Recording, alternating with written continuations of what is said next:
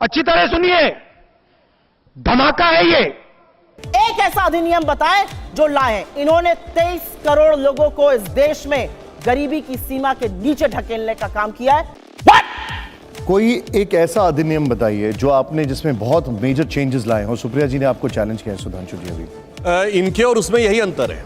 ये नियम बनाते थे, मोदी सरकार ने 2000 ऐसे नियम समाप्त किए हैं जो रिडंडेंट, अप्रासंगिक हो चुके थे, व्यर्थ के हो चुके थे, पर केवल सरकारी कार्य में बाधा उत्पन्न करने के लिए बने हुए थे। मैं उदाहरण बताना चाहता हूं। ये अमित शाह जी ने मुझे स्वयं बताया था कि जब वो गृह मंत्री बने गुजरात के, तो जानते क्या था, 1965 की लड़ाई के समय गुब्बारे पाकिस्तान की तरफ से आते थे, वो कुछ पेपर डाल देते थे भारत की तरफ, तो हर हफ्ते पुलिस की रिपोर्ट आती थी कि इस साल कोई गुब्बारा नहीं आया। अरे भैया, सैटेलाइट का जमाना आ गया और गुब्बारे का नियम बना हुआ, नियम का पालन हो रहा था। ऐसे एब्सर्ड रूल्स को हटाने का काम किया। ये हमारी इनकी सोच में अंतर है। अब जो इन्होंने बोला, अब मैं सिर्फ फैक्ट्स बोल देता हूं, बजाय इसके कि जैसे इन्होंने कुछ कहा ये हुआ वो हुआ।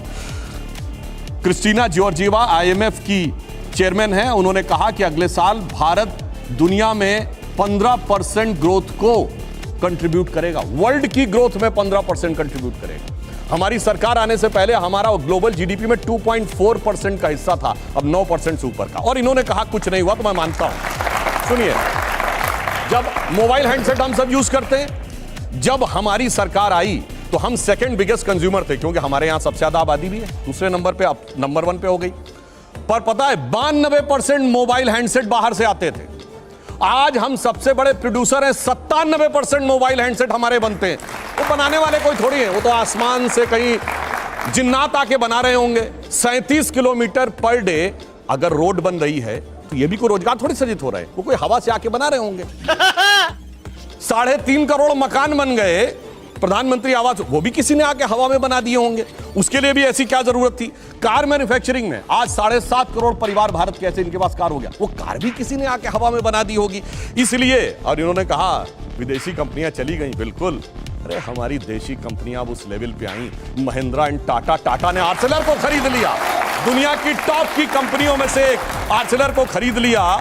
मगर अब क्या बताएं, अब ये कहते हैं चीन के अतिक्रमण की बात। अब जिनके दिमागों के ऊपर चीन ने अतिक्रमण कर रखा है कॉन्ट्रैक्ट्स के थ्रू, अब उसके लिए क्या करें? चाइना को हमने, अब ये लोग ये बहुत सेंटेंस बोलते हैं, चाइना को हमने, चाइना के शी जिनपिंग को झूला झुलाया था। बताएं कैसा झूला झुलाया उन्होंने? आज मैं पूछूं, चाइना के साथ दुनिया के कौन से देश खड़े हैं? सिर्फ 2, नॉर्थ कोरिया और पाकिस्तान। चाइना का नक्शा याद करिए, इधर है पाकिस्तान, इधर नॉर्थ कोरिया। वो झूला झूल रहा, north Korea Pakistan, north Korea Pakistan, north Korea Pakistan, बाकी खत्म।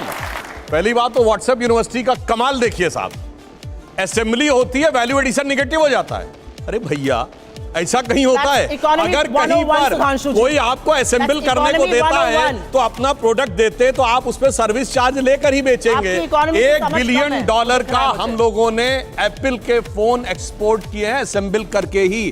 25% आईफोन 14 भारत में बने हैं। इसे कहते हैं व्हाट्सएप यूनिवर्सिटी या राहुल गांधी यूनिवर्सिटी, आप जो भी समझ लीजिए। मजा आया, और मैं ये जो मजा है हिंदुस्तान के हर व्यक्ति को देना चाहता हूं।